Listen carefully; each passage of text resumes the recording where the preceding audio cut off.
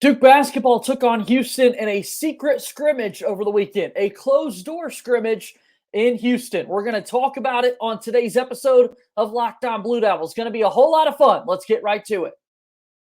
You are Locked On Blue Devils, your daily podcast on the Duke Blue Devils, part of the Locked On Podcast Network, your team every day.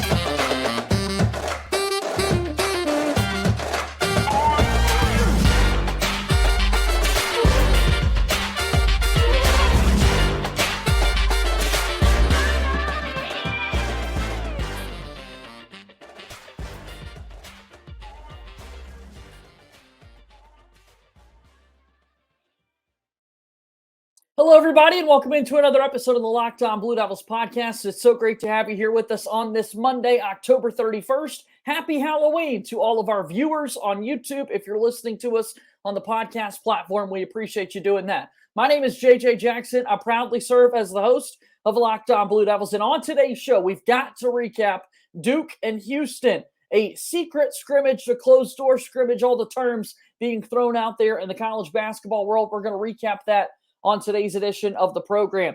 If you haven't done so already, you can follow our show on Twitter at LO_Blue Devils. You can follow me on Twitter at _JJ_Jackson_.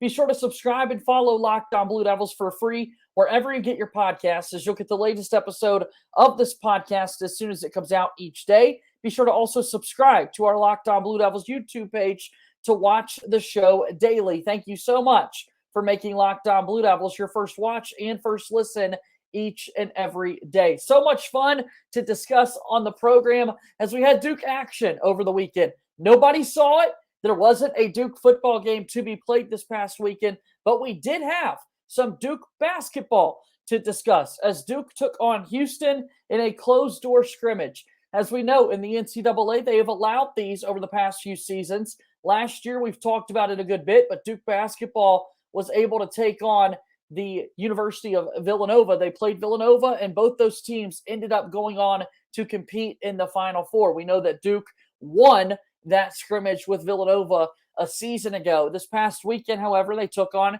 Houston in the top 10 of the Associated Press preseason poll for this upcoming basketball season. You would see our Duke Blue Devils at number 7, Houston at number 3. So really good talent in this scrimmage that took place over the weekend. Number 3, Houston versus number 7, Duke. And we've learned that Houston defeated Duke. Houston won by a score of 61-50 in a 32-minute scrimmage. They played a full 20-minute first half, and then they played a 12-minute second half. Duke trailed 36-27 at the break, and then went on to lose by a score of 61-50.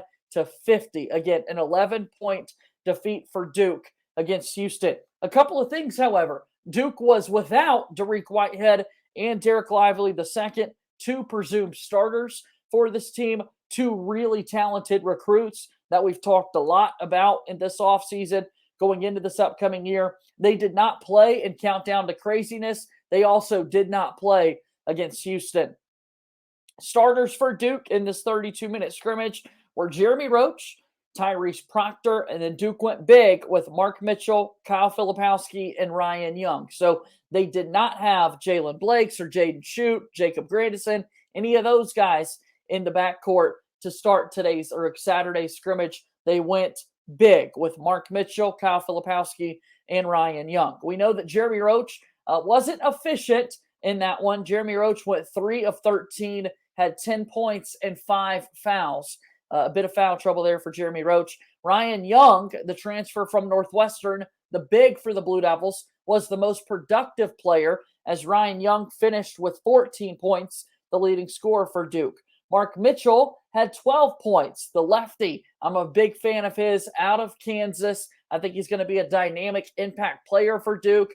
The question is, what's his role going to be when Duke's got somebody like Kyle Filipowski and Dereck Lively II? What is the front court mix? And we'll learn more about that as we actually get to see this team play. Again, no one really has footage of this. Duke put a couple of clips out there on social media. They posted photos, but no real look at action. Houston, a really, really talented team. Many people think it's a Final Four team there in Houston, and the Cougars looked really good on Saturday against Duke.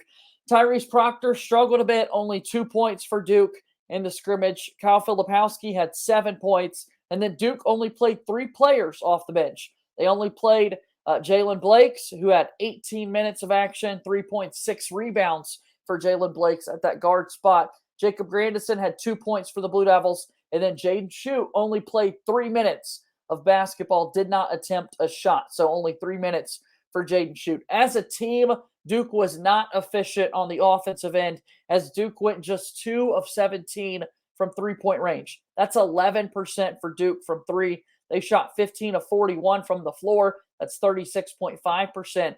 Houston was 3 of 9 from three-point range, 33%. They were 23 of 43 from the floor. That's 53.4%. Duke forced more turnovers than Houston. Duke forced 10 turnovers defensively compared to just 8 for Houston. That's pretty good. However, Houston out-rebounded Duke 29-23, something Duke's going to have to work on. And, of course, they were without Dariq Whitehead and Dereck Lively II again. I don't know how much you can really break down or take away from all of this, again, considering the fact that Duke was without 2 presumed starters. Dariq Whitehead and Dereck Lively II are going to be such integral points and parts of what Duke wants to do this upcoming college basketball season. And the Blue Devils were without them on Saturday against Houston. Good to get the competition. Good to see exactly where you're at. I'm sure the coaching staff is pleased with the film that they got from this. Again, a 32-minute scrimmage, 12 minutes in the second half. They did play a full 20-minute first half of competition. Next up for Duke, they've got an exhibition coming up on Wednesday against Fayetteville State. We'll talk a little bit more about that, and also want to spend time discussing some preseason award watch lists that the Duke basketball team was featured in. We'll do that after our first time out here on today's episode of Locked On Blue Devils. Locked On Blue Devils here today. We want to tell you about our good friends over at BetOnline. BetOnline is your number one source for betting football and the start of the new basketball season. Find all the latest player developments, team matchups, news podcasts, and in-depth analysis on every game. And as always, BetOnline remains your continued source for all your sports wagering information with live betting and up-to-the-minute scores for every sport out there. It's the fastest and easiest way to check in on all your favorite games and events, including Major League Baseball, MMA, boxing, and golf. Head to the website today or use your mobile device to learn more. BetOnline, where the game starts. Continuing to move forward here on today's episode of Locked On Blue Devils, my name is JJ Jackson. Thanks for watching and supporting Locked On Blue Devils on YouTube. Please be sure to subscribe. We're on our way to 1,000 subscribers. That's our next big goal. Would love to be there by the end of 2022. Help us get to 1,000 subscribers here on Locked On Blue Devils on YouTube. If you're listening to us on the podcast platform, I'd love to hear what you have to think about the show. Leave us a 5-star review and write out what you think about the program. Locked On Blue Devils is available wherever you get your podcasts. Next up for Duke, they've got this scrimmage. We just had the scrimmage against Houston. I meant to say they've got this exhibition game coming up against Fayetteville State on Wednesday, 7 p.m. Eastern time on the ACC Network Extra. We'll be able to watch a little bit of this Duke exhibition match, which will be awesome. Fayetteville State is a team that last season did play a Division I opponent in an exhibition match. They played Maryland last year. They lost that exhibition game to the Terrapins. However, the Fayetteville State Broncos went on to win their conference championship. They went on to win the CIAA championship, and they did, in fact, go on to the Division II NCAA tournament. They did not win the NCAA Division II tournament, but they were there. They won their conference championship. This year's team for them will lose the NCAA Division II Player of the Year, Jalen Seegers. So a little bit of a different team for the Broncos this upcoming season, but a pretty good quality opponent. I think they'll make some noise, not only in the state of North Carolina Division II hoops, but also in the NCAA Division II world as well for this upcoming season. So a good test for Duke. It'll be good to get these guys in full game action inside Cameron Indoor Stadium, where they're playing against somebody that doesn't have Duke printed across the chest. So really excited to see what that will look like for Duke this upcoming week. Again, taking on Fayetteville State Wednesday, November 2nd First game of the season for Duke will be on Monday, November 7th. That's my birthday. They're going to be taking on Jacksonville. And then on Friday, they will be taking on South Carolina State. Next Friday, taking on South Carolina State. So with this Duke basketball team, we know a lot about the freshmen. We've talked about them a good bit and will continue to do so throughout the season. But over the last week or two, the Naismith Memorial Basketball Hall of Fame has put out their preseason watch lists for all of college basketball. They put out 5 lists. They put out 5 lists in total for the upcoming season. And on that list, Duke has 5 players on each of the lists. Duke is the only school with a player in all 5 preseason watch lists. So what are those lists? Let's break them down here for you. Most recently, Dereck Lively II was one of the 20 players recognized in the Kareem Abdul-Jabbar preseason watch list. Dereck Lively, of course, the number 1 recruit in the ESPN 100. He did not play in the scrimmage against Houston, coming back from injury for Duke, but hopefully he's going to be ready to go for the first game of the season, again, Monday, November 7th against Jacksonville. So Dereck Lively II on the Kareem Abdul-Jabbar preseason list. Tyrese Proctor, the freshman from Australia who reclassified to join Duke for this upcoming season. Tyrese Proctor was named to the Jerry West preseason watch list from the Naismith Memorial Basketball Hall of Fame. Jeremy Roach was recognized going into his junior season, being put on the preseason Bob Cousy watch list. RJ Barrett last won this award in 2019, the last Duke basketball player to win the Bob Cousy Award. So Jeremy Roach recognized as one of the top returning point guards in college basketball. One of the 20 guys there. RJ Barrett won the award in 2019. Dariq Whitehead on the Dr. J, the Julius Erving preseason watch list. Wendell Moore Jr. won that award last year. So we'll hope that Dariq Whitehead can win it in back-to-back years for Duke. And then finally, Kyle Filipowski was on the Karl Malone preseason watch list from the Naismith Hall of Fame Basketball Awards. Zion won that award in 2019. That's Zion Williamson that we're talking about. And again, so cool for Duke. Those are 5 awards: the Kareem Abdul-Jabbar Award, the Jerry West, Bob Cousy, Julius Erving, and Karl Malone. And only one school had a player recognized on all 5 lists. Each list had 20 players going into this upcoming season, and Duke was the only school to have a player on all 5 lists. Dereck Lively II on the Kareem Abdul-Jabbar, Tyrese Proctor on Jerry West, Jeremy Roach, a Bob Cousy watch list member, Dariq Whitehead, Julius Erving, and the Kyle Filipowski on the Karl Malone Award preseason watch list. Pretty amazing stuff for Duke basketball as they get set for the upcoming season here in 2022-2023. It starts on Wednesday, 7 p.m. Eastern, tip-off on the ACC Network Extra. You'll be able to pull up the stream and watch Duke men's basketball as they get set to take on Fayetteville State. Thanks for making Locked On Blue Devils your first listen today. For your second listen today, check out Locked On Sports Today. From the games that matter the most to the biggest stories in sports, go beyond the scoreboard and behind the scenes with local experts and insights only Locked On can provide. Locked On Sports Today, available on this app, YouTube, or wherever you get your podcasts.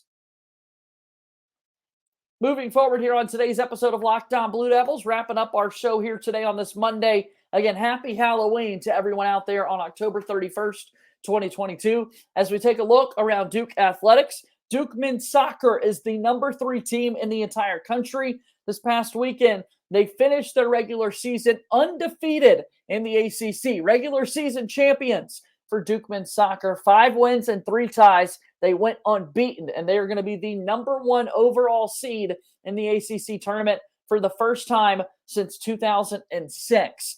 Duke will either play 8-seed Clemson or 9-seed Notre Dame on Sunday, November 6th. So about a week off to prepare before Duke gets set to jump in to the ACC men's soccer tournament. And Duke men's soccer, congrats to them for what they did this season. They are your ACC regular season champions.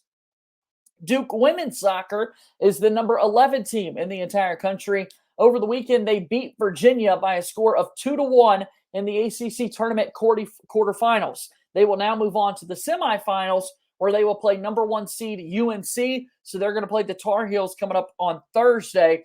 Duke, of course, this season has been led by awesome sophomore Michelle Cooper. She has been sensational in her second season playing for the Blue Devils. She's now got 13 goals on the year, 25 total in her 2 seasons. So as a freshman, she has the Duke freshman record with 12 goals. She has 13 this season, so that is now a career best for her. And no Duke player has scored 25 goals in their first 2 seasons competing for the Blue Devils in women's soccer until now. Michelle Cooper has now done that. What a remarkable soccer player she's been for Duke. So on Thursday, Duke advances and they will play in the ACC tournament semifinals against North Carolina. And then finally, Duke football getting set for a game on Friday coming out of the bye week.